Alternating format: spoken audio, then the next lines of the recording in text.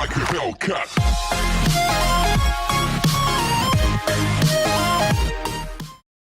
Hello and welcome back to the channel where once again it's time for some more pickups. We've got a CEX cable roulette, we've got a Music Magpie roulette, and we've also got an item that I ordered off AliExpress. So we're going to start with probably the least interesting, a Music Magpie roulette.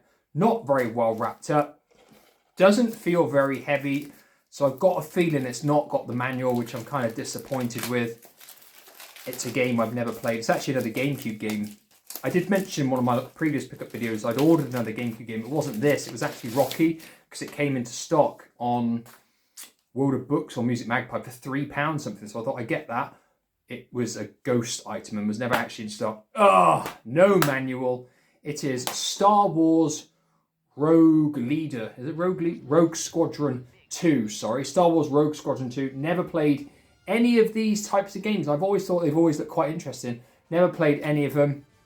It's in okay condition, but the fact is it has no manual, which is really disappointing.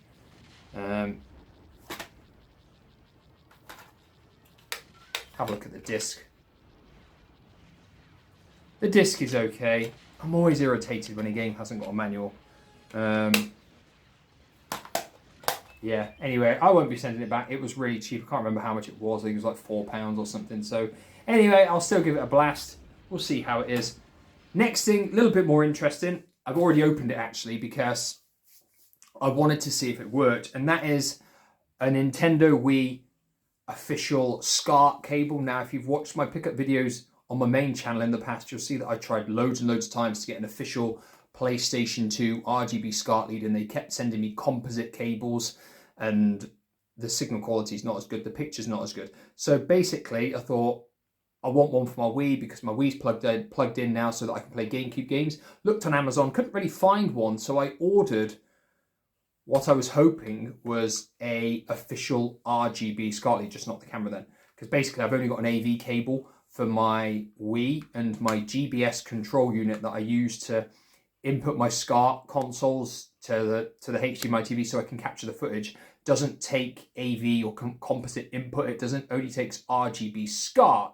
So when I opened it and it looked like this, I was optimistic, and then I saw it's got the official Nintendo logo on, so it's an official Nintendo cable. So I was thinking yes, but then I looked at the end, and the end only has some of the pins like a SCART adapter, which outputs AV or composite and doesn't have the true RGB signal, because usually if it's a proper RGB signal, it'll have all the pins there and the picture quality and the colors are genuinely better. Now this, to my surprise though, when I plugged it in, worked in my GBS control. So it output the signal and it came through the TV and it enables me to record footage. So I'm just confused because to me, this isn't RGB signal.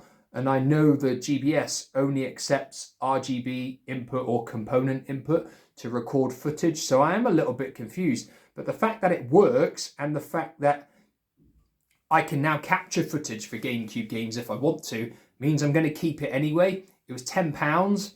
So, and it is a Nintendo official, it is an official Nintendo cable. So I'm going to keep it. If anyone's got any more knowledge on like, if there is a different official Nintendo RGB SCART lead for the Wii, I'm not really sure, and I was looking up and I couldn't find one. This is literally the only one that I could find was an official Nintendo one. So maybe this is it.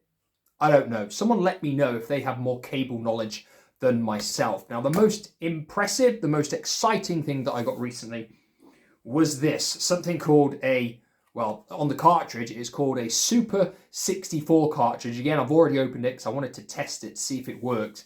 And it does. So basically, this is like an Everdrive style item for the Nintendo 64. Now, I noticed a real big YouTuber called RGT85 actually did a video on the actual Everdrive cartridge for the Nintendo 64 about a week after I ordered mine. And I got this probably 2 or 3 days after that video was released. So basically this was £39, which included postage off AliExpress, and it comes with an SD card as well, which can pop out and it's got all of the PAL and all of the NTSC, Nintendo 64 game files on it. So you can literally plug this into your cartridge slot of your N64 and play any PAL or any any NTSC American released N64 game on there. And it works brilliantly. And for the bargain price in comparison to an actual Everdrive, they're probably about £100. And then if you wanted to buy the SD card that RGT85 was all about, which has all of the games on, and the Japan ones, and a bunch of hacks, that was another £30 or £40, can't remember how much. So that was well over £100. This was £39 all in, and it works fine. And you can save the data as well for the games that require cartridge saving. Basically, you save the data on there. If you press reset on the console and then turn it off, it actually saves the data on there. So I think that's based on the previous generation of the Everdrives, because I think that's how you have to save on those. On the brand new Everdrive, I can't remember the name of it, it saves the data automatically as you're playing it to the SD card, I think. But to save it on this, you literally just have to press reset before you turn it off, and then it saves it. And I've tested it and it works. So this device is just amazing. I don't really know how else I can say it, because it gives you access to all those N64 games. Obviously, you're only supposed to use something like this with files on if you own the games. So obviously, I own every single PAL and NTSC N64 game ever, of course. So I'm perfectly fine in that regard. But this is great because they're just all in a big long list in alphabetical order. You can pick it, you can load it, and it works fine. And the great thing is, you can download hacks and edited versions of games and just take the SD card out, put it in your computer, and drag those files onto this, and they work. I tried it with a WrestleMania 10 hack of WrestleMania 2000. So it's got wrestlers from sort of like the 92 to 95 WWF era on, and I did it with another wrestling game, WCW Saturday Night, like a hacked version of WrestleMania 2000 as well, and it has like the WCW roster from sort of like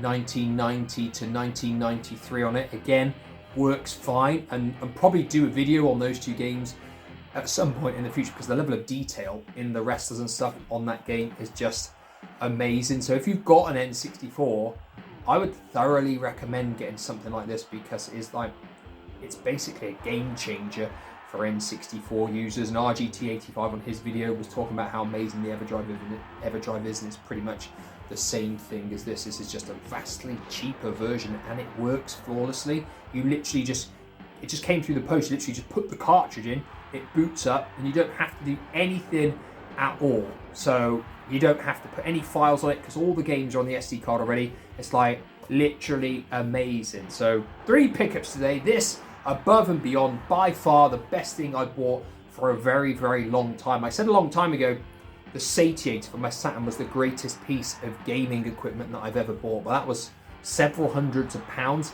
It's just 39 quid, and this works flawlessly. So, maybe in time I'll change my mind and say this is, as long as it doesn't break or anything. So let me know your thoughts on sort of like the Everdrive items for the N64. Has anybody out there got one? Anybody got one of these? The Super 64?